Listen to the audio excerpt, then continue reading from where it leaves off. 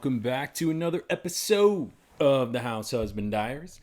As always, I am your host, Carter C. And today we are back in the thrill of the chase. And today we're talking about asterisks, blazes, fire, burn, blur, anything that can be taken potentially, or not maybe anything, but a number of things. And then, of course, as soon as I start recording, the dog's got to get up and shake his darn collar. I said darn.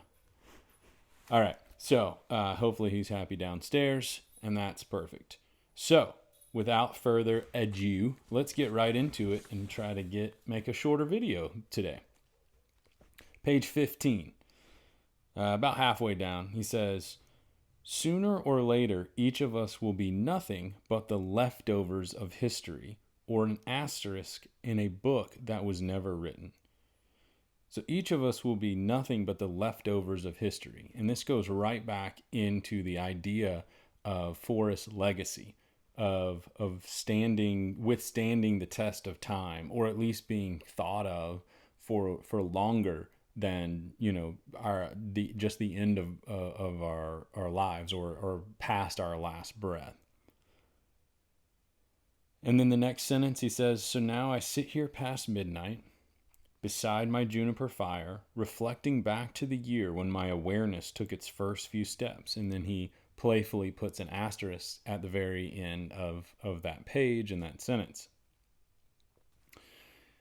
I don't know how much that page has to do. I think it sets the stage for the legacy of what Forrest is trying to do here, for us to think about him after he's passed this veil. I think a lot of that has to do with it. Now, how that helps us solve, it's for you to figure out, and for me to figure out over the coming months, so that one of these days I can get boots on the ground, so I can be like all you other folks with experience on the ground. All right, page 24. He says,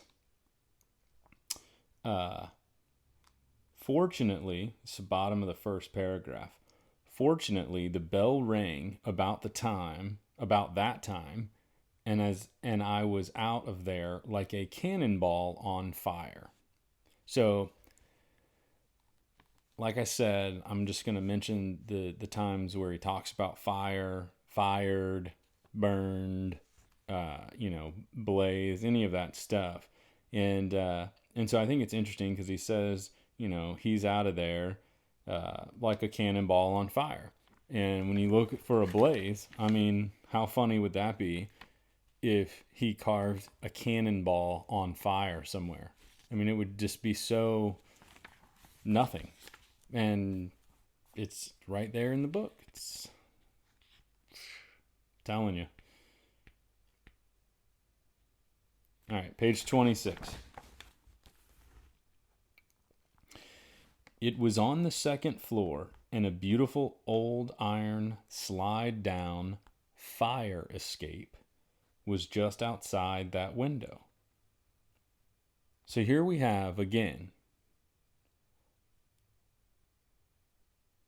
you've got iron, which could rust brown.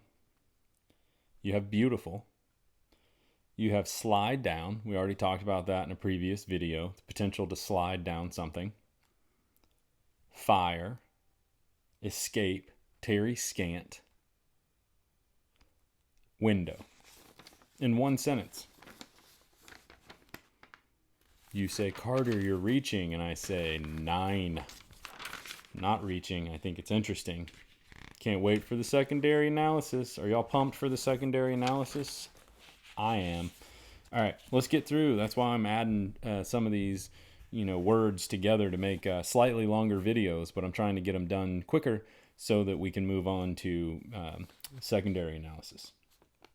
So then page 43, he says, "I always stayed until the fire died down and the music stopped, but sometimes I still hear it in my dreams."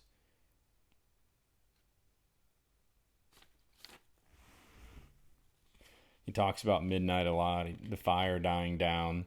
I wonder if you have to wait to retrieve the treasure chest once the fire has died down and maybe there are less people there, because it's a more public place. You wouldn't want to do it right smack dab in the middle of the afternoon where you found it. Maybe that's why you Terry scan.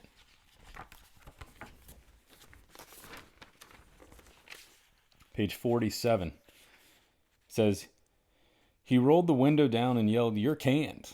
That's all," he said as he drove away. There was nothing not to like about him because he was so suave and all. I didn't really know what canned meant, but guessed it must be something good because he was such a nice guy. When my mother told me I'd been fired, I just stood there while the sun went behind a cloud. It killed me for sure, getting fired, I mean.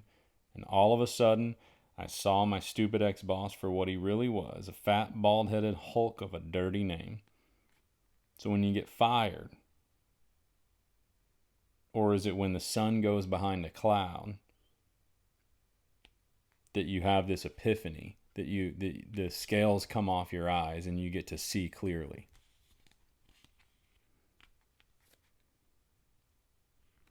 Is it going through the fire that makes you see clearly, that you learn from those difficult experiences as we travel the path, the treasure map of the poem, No Place for the Meek? You have to get through the No Place for the Meek for you to see clearly. Is at the 200-foot spot. Once you get through that No Place for the Meek, you become somehow wiser, experienced. Just things to ponder. All right, page 48. The ruler thought both excuses, and we know that the ruler is Frosty. The ruler thought both excuses were pretty lame, and he fired me right there in the dessert section of the cafe. Just being fired. Lots of firings going on. I think Smell the Sunshine does a good job talking about the firings and the bigger picture of that. So I'll leave that to him. Page 50.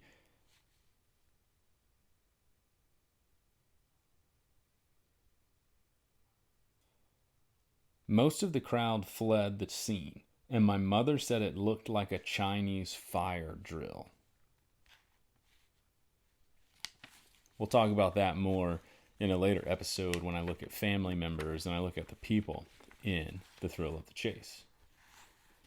Teaser. Page 60. Couple of references here. Obviously, because we're in Looking for Lewis and Clark, and we all know about the difficulties there.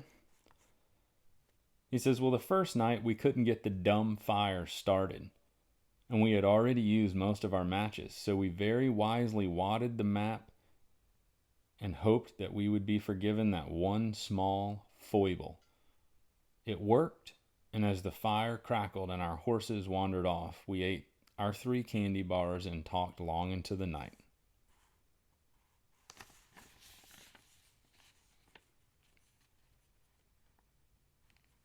Long into the night. Everything, it worked. Long into the night.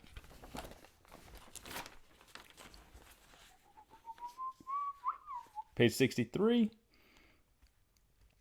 I won't dwell further on that because I'm grateful that the space between fact and fiction is often blurred by the passage of time, except to say that we finally loosened our grip on the reins and the horses took us to a dirt road. Telling you, these sentences come up over and over and over, and it's fascinating to me. Just looking at different words, different themes, completely unbiased, just saying, I'm going to look and do this research and I'm just going to come back and forth, and they're right there. Often blurred by the passage of time. Is the blaze a clock? The passage of time. I said my posited theory was that a clock could be where warm waters halt, because that's where tears end at time. clock. The blaze, blur, the passage of time. Blaze, clock, same clock. Are you inherently where you started? It's a journey in time. Oh my goodness.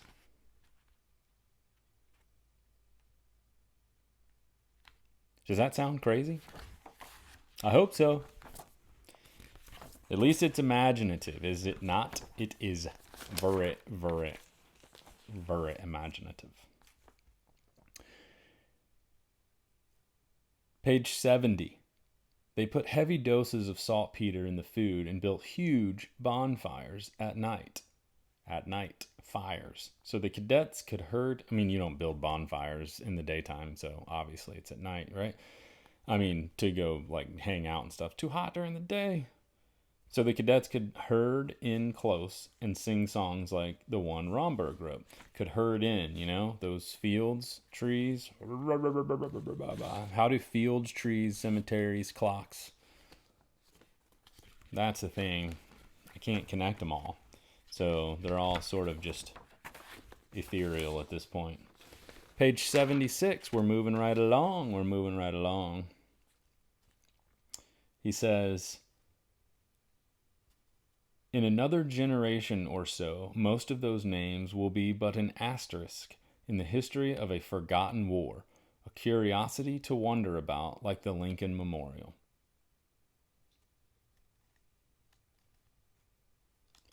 So he's talking about a time in another generation, in a few more years, most of those names will be but an asterisk about that legacy. All right, page 82.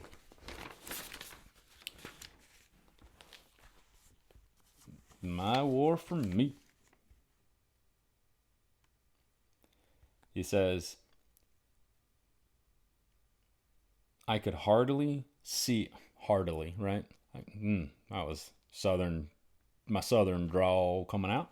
I could hardly see through the dark visor on my helmet, and the salty tears burned my eyes in a way I had not known for a long time. Am I just bonkers, or do y'all see this? Does this not stick out to you like a sore thumb covering up Philadelphia? I could hardly see through the dark visor on my helmet, and the salty tears burned my eyes in a way I'd not known for a long time. Bon, bon, bon, bon, bon, bon. All right.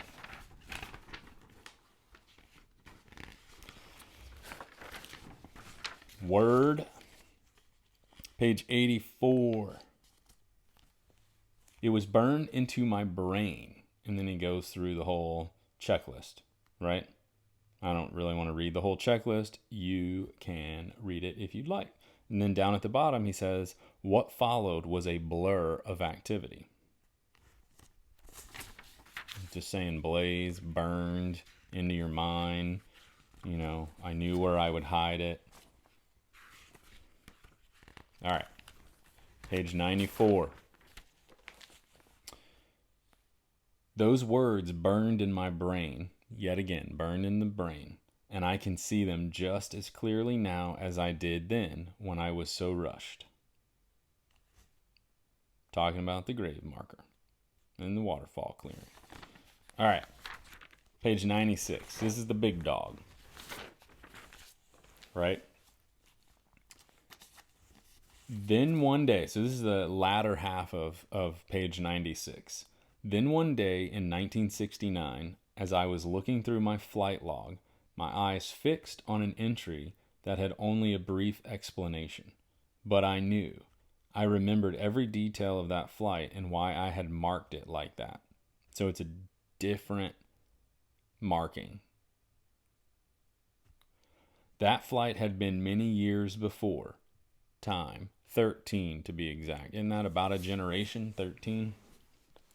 On the 13th of July, 1956, I had taken an old T-33 jet trainer from Stephenville, Newfoundland to Pope Field, North Carolina. What?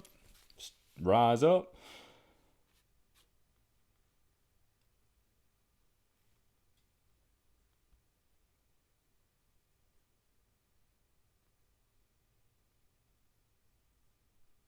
At about midnight, I lifted off for a long, dark flight that would take me down the length of the eastern seaboard across a blur of lights that never slept.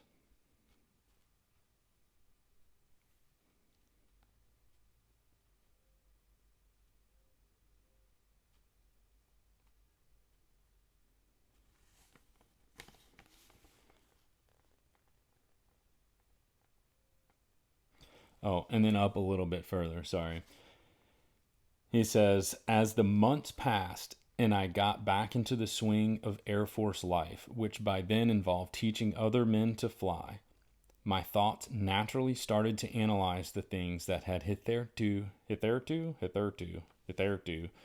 been but a blur of incoherent incidents. It's blur again. It was all a blur. It's a blur, blur, blur. Asterisk marked it in a funny way. Do you think the blaze is somehow similar to how he marked the flight log? Do you think there was anything there? Could be. All right. 2 more quotes. Page 119. We'll get out of here in under 20. When his home mortgage was finally paid, he and my mother went out in the backyard and ceremonially burned the papers. They said it was a religious experience.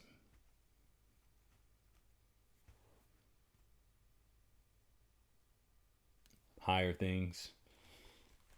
Water's high. Heavy loads. Maybe heavy loads are is mortgage debt. You burn it. Water high. I don't know. Page 132, and then we will do something I've never done before. Oh yeah. 132. What's that? If you've been wise and found the blaze. Blaze. All right, something I've never done before, and then we'll close up. Scrapbook 208. And I'm actually going to mention Scrapbook 208 in another video coming up. But this is one of the few scrapbooks on Dale Neitzel's site that I've actually read and don't really put a whole lot of stock into them. And the reason why I don't put a whole lot of stock into them is because Forrest continually says that, his advice is to buy The Thrill of the Chase and read it. And read the poem over and over and over and over and over and over. Memorize it, go back, read the book slowly, trying to find, the hints and to the clues in the poem, and just kind of do that. I'm not saying he doesn't have any other hints in the scrapbooks, Too Far to Walk, Once Upon a While, yada yada yada. I'm just saying, if I can't figure out or at least narrow down some really good thoughts and themes in The Thrill of the Chase that help me with the clues in the poem, why would I open up to even more information that I can't understand and digest? So I'm just trying to be much more methodical in how I go about it. But for some reason, a bunch of these scrapbooks came out a long time ago, and I happened to read like 204 to 209, or I don't know what it was. It was a handful of scrapbooks, and I read them. And it was interesting because Scrapbook 208 says, "Keen are those whose eyes were used and saw the total fruit he bore, and remember yet whose dyes were used to make the pride he wore. And now my life is a little emptier." An asterisk. So, yet again, there's an asterisk because his friend died. And then I think that's a very interesting poem, some words, because it kind of ties to other words he's quoted in The Thrill of the Chase. So, going to stick with this under 20 minutes, get y'all out of here. Thanks so much for watching this episode of the House Husband Diaries on asterisks, on potential blazes, burn, firing, all of that kind of stuff, just to get our minds thinking what could possibly be the blaze and what he means by an asterisk in history, and what this whole chase is really about. So thanks again for watching this episode of the House Husband Diaries. As always, I hope you're having a great day, and until the next episode, talk to you then.